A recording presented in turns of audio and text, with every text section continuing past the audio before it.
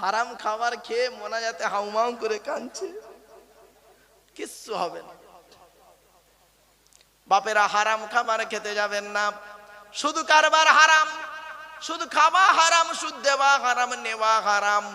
খবরদার সুদ কারবার থেকে দূরে সরে থাকুন। মা বোনদের অনুরোধ করে বলে যাচ্ছি, সুদ কারবার থেকে দূরে সরে থাকুন। আর পুরুষদেরকে অনুরোধ করে বলে যাচ্ছি, বাবাজি যুবক ভাইদের বলে যাচ্ছি, মদ খাওয়া থেকে দূরে সরে থাকুন। কোরআনে 4 জায়গায় মদকে আল্লাহ হারাম করে দিয়েছে।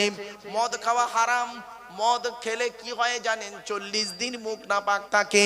শুধু তাই নয়, মদখোর যদি মদ খেয়ে মারা যায় আর পেটে যদি মদটা রয়ে যায়, ওই ব্যক্তির মুখের দিকে আল্লাহ পাক কিয়ামতের মাঠে কোনোদিন তাকাবেন না।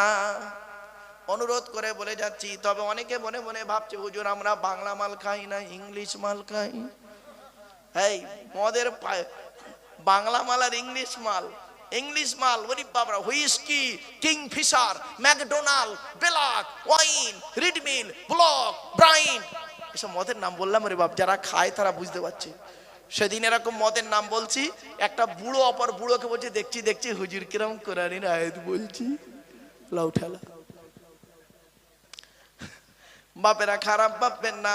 আল্লাহর কোরআন জানিয়ে দিয়েছে, ইয়া আইয়ুহাল্লাযীনা আমানু লা তাকরাবুস সালাতা ওয়া আনতুম সুকারা।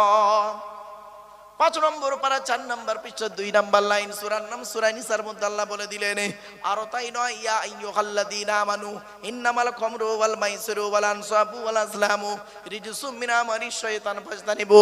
7 নম্বর পারা 2 নম্বর পৃষ্ঠা 1 নম্বর লাইন, সূরার নাম সূরা মাইদার মধ্যে আল্লাহ বলে দিলেন, মদকে আমি আল্লাহ জনমের মতো হারাম করে দিয়েছি। তাই অনুরোধ করে বলে যাচ্ছি, বাবা মদ খাওয়া থেকে দূরে সরে থাকুন।